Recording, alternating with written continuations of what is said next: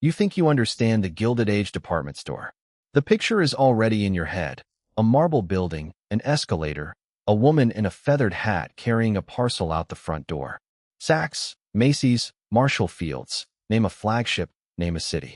They're the backdrop for almost every period film between 1880 and 1915. They feel inevitable, like the cathedral of a modern economy. And they did make money. Vast amounts of money. But that isn't the real story. Here's what nobody told you. The stores that defined the Gilded Age, almost all of them nearly didn't survive their own success. The economics of running one was a tightrope strung over a canyon, and the only thing keeping the rope taut was something no one at the time wanted to admit out loud. According to multiple economic histories, including the Harvard Business School case study, Marshall Field and the Rise of the department store that became the largest in the United States by 1900 earned roughly 5 cents of profit on every dollar of merchandise it moved. 5%. The same case study notes that Marshall Field's annual sales went from about $10 million to nearly $35 million during the 1880s, mostly the 1880s. By any conventional analysis, a business growing that fast, on margins that thin, should have broken its own legs trying to stand up. It didn't. So how does a business with the operating costs of a small city survive on a sliver of a margin, year after year, across decades, while the price of everything around it is moving in only one direction? The answer breaks into 3 forces, repeated across every major Gilded Age flagship. We'll call them the 3 pressures: cost pressure, working capital pressure, and trust pressure. Every store that survived the century was the one that somehow turned all 3 into a fixed cost it could plan around. The ones that didn't vanished, quietly, into receivership, which brings us to 4 names. For case studies, for test runs against the same 3 pressures. 2 survived and reshaped American retail. 2 didn't. And the difference between them was not who had the better windows or the better marble facade. The difference lived in the ledgers. A. T. Stewart, New York, 1846. A. T. Stewart opened what historians now call America's first true department store in 1846, the so-called Marble Palace at 280 Broadway, facing City Hall Park. According to the Smithsonian's research collection, Stewart began with a $10,000 inheritance from his Irish grandfather. Within a decade, his annual sales ran into the millions of dollars. By 1862, the year he opened a separate retail-only emporium uptown, his business was the largest single retailer in the country. Now the 3 pressures. Cost pressure. Stewart's solution was land. He bought up Broadway frontage in bulk, often before anyone else realized the address was gold. The Marble Palace itself drew 80,000 visitors on opening day, per accounts in the New York press at the time. He moved the working capital pressure onto the customer. Strictly cash. No credit. No exceptions, which left the 3rd pressure. Trust pressure, the thing nobody talks about. He could make a customer trust him. On this, he was astonishingly good. Stewart was reportedly the first American retailer to introduce a written, posted, fixed-price policy. No haggling. No bargaining. A price on the tag was the price at the register. This had 2 effects. The first was time at the counter. A customer walked in, picked up a bolt of fabric, paid, walked out. No 10 minutes of negotiation per transaction. Across hundreds of counters per floor, across dozens of floors per store, that's the margin. The second effect was reputational. Stewart became, in the words of one 19th century trade publication, the most trusted dry goods merchant in America. Married women, who could not legally own property in New York at the time, came to Stewart's in droves because his system meant they could shop without a man, without an account, without an awkward moment of being a woman alone with money in a public commercial space. By 1876, the year of his death, Stewart's estate was valued in contemporary accounts at somewhere between $40 million and $50 million. The 3rd richest man in New York. But here's the problem. Working capital pressure. One of 3. Stewart held everything in his own name. Real estate, inventory, the receivable book. None of it was syndicated. None of it was diversified. When Stewart died, the estate passed to his partner, Judge Henry Hilton, a man with a famously bad temper and famously bad business sense. Hilton sold off the inventory at a discount to raise cash, refused to extend the same fixed-price policy that had built the brand, and publicly feuded with the press. By 1882, just 6 years after Stuart's death, the Marble Palace was no longer a department store. It was an office building. By any conventional analysis, the largest retailer of the 1870s should have outlived its founder by generations, the way Tiffany's did, the way Lord & Taylor did. It didn't. The structure collapsed the moment the cost pressure stopped being personally managed. John Wanamaker, Philadelphia, 1876. Wanamaker is the case of a man who hit all three pressures at once, about a year after each of them, and solved them with three different inventions. In 1861, Wanamaker had opened a small men's clothing store called Wanamaker and Brown with a partner named Nathan Brown. By 1876, he had saved up enough to acquire a far larger space, the Pennsylvania Railroad's former Broad Street station, a vast iron-and-glass shed built for the 1876 Centennial Exposition. He opened it on May 6, 1876, calling it the Grand Depot. According to contemporary accounts, the opening day sales were roughly $9,500. Within 7 days, the store had taken in more than $60,000. By the end of the first year, more than $1 million had crossed the registers. Now the three pressures. Cost pressure. Wanamaker did something radical. He refused to lay out the equivalent of tens of thousands of today's dollars to refit the Grand Depot's existing iron sheds. He bought it at auction for what the Penn Railroad considered scrap. The HVAC costs of heating a glass-roofed shed in winter, the cleaning costs of a glass roof in a city with coal smoke, were enormous. But the building was paid for. Fixed cost locked. Working capital pressure, instant cash. Wanamaker's been called one of the early adopters of Americans refusing to extend store credit to most customers and instead pushing a low-price, low-margin, volume-driven model. The store's selling floor was enormous. The price tags were visible. The transaction was fast. Trust pressure, 1876. He was the first American department store operator known to send buyers abroad to study foreign stocks and skim the cream, a documented practice per records at the Pennsylvania Center for the Book. Within 3 years, he ran the first full-page newspaper advertisement in Philadelphia in 1879.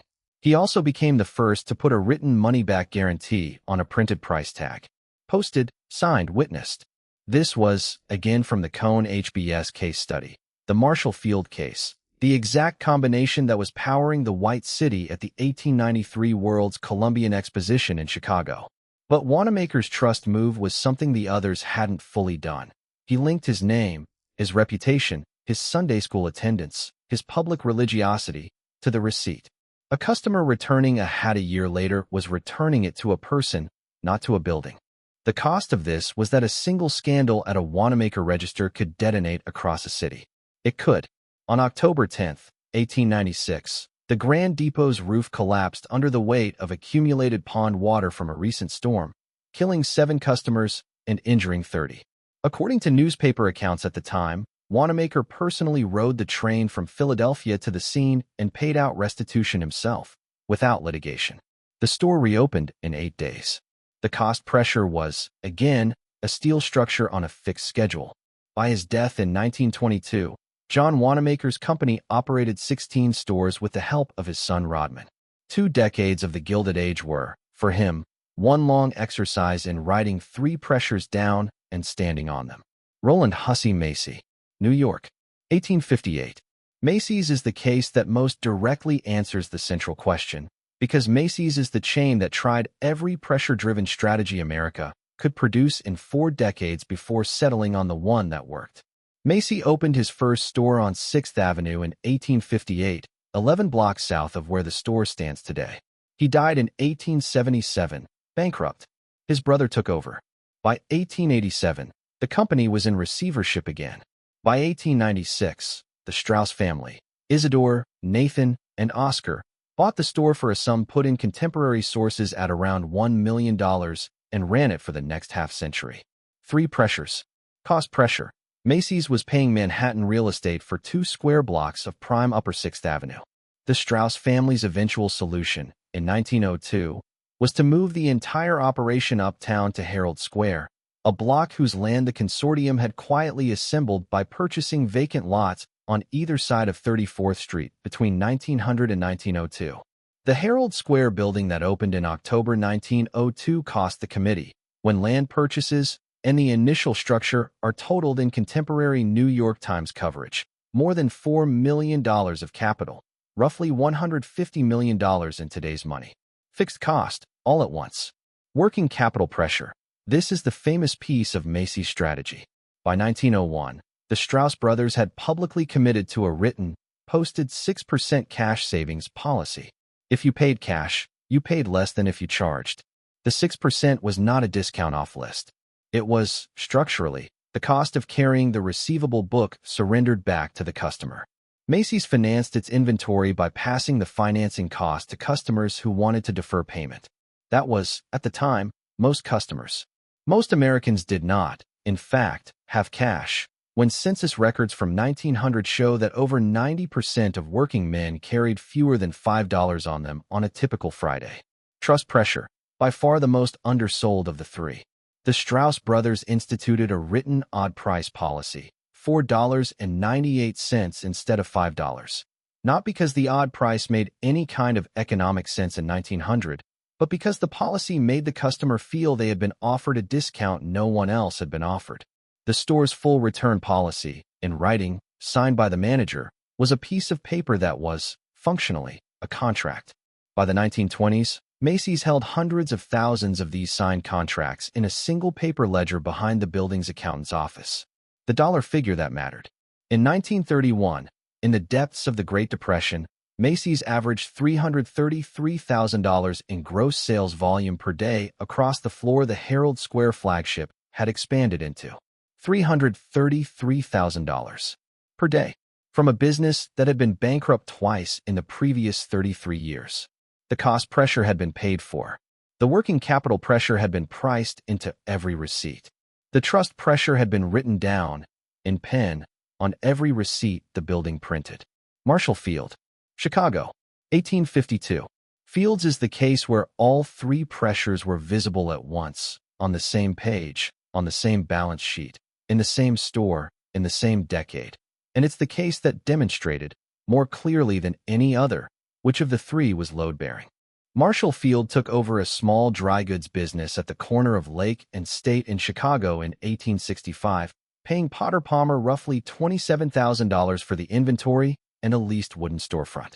By 1867, Palmer had sold the building to Field, and Field was paying the highest property tax bill of any private retailer in the city. Field's wholesale business, separate from the retail floor, was by 1871 the largest in the Midwest. State Street was rebuilt after the Great Chicago Fire. Field rebuilt his store on the corner of State and Washington. Cost pressure. The new State Street building, opened in stages between 1881 and 1892, was, in real terms, the most expensive retail property under construction in America during the 1880s. The Field wholesale store, designed by H. Richardson on the opposite side of the street, opened 1887 and was the largest commercial office building west of New York. Field was paying rent, taxes, and depreciation on two of them at once. Working capital pressure. Fields had been among the earliest American retailers to publish a written cash discount policy, offering a 10% discount for any purchase paid for in cash within 10 days. This was, on paper, the inverse of Macy's fixed price. In practice, it was a financing cost said out loud. The 10% Fields was foregoing was, in modern terms, the cost of working capital someone else was carrying. Now the trust pressure. Fields' particular invention was the same-day delivery service. Organized in 1873, expanded through the 1880s. The entire fleet of horse-drawn wagons delivering to Chicago homes the same day they were purchased. The cost of running a horse-drawn metropolitan delivery network in the Gilded Age was enormous. Per the Encyclopedia of Chicago, Marshall Field's flagship on State Street alone employed nearly 10,000 people by the early 1900s, many of them in logistics. The cost was, by the Cone case's reconstruction, almost 4 times the cost of running a single retail floor. Now, the turning point. By any conventional analysis, Field should have lost that build-out in the Panic of 1893. He didn't. The Panic of 1893, per the Federal Reserve's history of banking panics, closed 15,242 American businesses in a single year, with average liabilities around $22,751 per failure. Many of those businesses were retailers. Many had been wholesale suppliers to Field's store. Many had been Field's competitors. Field survived.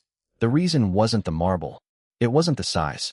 The reason was that his wholesalers had extended him credit terms for decades, and so had his suppliers. Field's net debt was distributed across hundreds of counterparties. The panic of 1893 didn't kill the store, because the store's working capital pressure had been quietly amortized across a network that already extended him 90 days. By 1900, Field's gross sales were running somewhere north of $40 million annually. But Field's net margin, per the same Cohn reconstruction, was in the range of 3 to 6 cents on every dollar of revenue. 3 to 6 cents. A Field sale of, say, a $12 bolt of silk netted the company perhaps 70 cents per item. On tens of thousands of items per day, across decades, the profit was a sliver. The compound interest on every single capital cost, every horse, every wagon, every shelf, every employee, every wholesale advance, every 10-day grace period, was the entire point. So what separated the survivors from the failed stores? Not the building, not the marble. The survivors, all four of them, had done the same thing. They had turned all three pressures, cost pressure, working capital pressure, trust pressure, into fixed structures that could not be undone at the speed of bad news. A.T. Stewart's empire collapsed in 6 years because the cost pressure was personal. When the personal was gone, the structure went with him. Macy's collapsed twice because the cost pressure was leased. The day the new building was purchased, the cost pressure became a fixed asset on a balance sheet. Fields survived 1893 because the working capital pressure was amortized across suppliers, not chased by bankers. Wanamaker's survived the 1896 roof collapse because the trust pressure was a man's name, signed in pen, on paper that didn't need the building. The number above all of them. By 1902, the combined payroll of the four stores we just looked at, Stewart, in 1876, before his collapse, Wanamaker, by 1890, Macy's, by 1902, Field, by 1907, covered more than 30,000 working employees. 30,000. Independent retail counters. $1-a-day wages for the men who drove the wagons. Per the gender and class history of Chicago retailing, by the 1890s, a surviving wage for a department store clerk in Chicago was roughly $6 to $9 per week. Many clerks, particularly women, never made it. Many Gilded Age retail employees were women who worked 60-hour weeks for $5. Many Gilded Age wholesale employees were first-generation immigrants paid by the piece. Many Gilded Age customers were poor families who took a 6% cash penalty because they had no choice. The wide white marble floors that still define the Gilded Age in our imagination were paid for, in time, by people whose names we don't know. Here's the problem. The department store made the Gilded Age feel modern. The escalators, the electric light, the in-store restaurants. The economics of it were nowhere near that modern.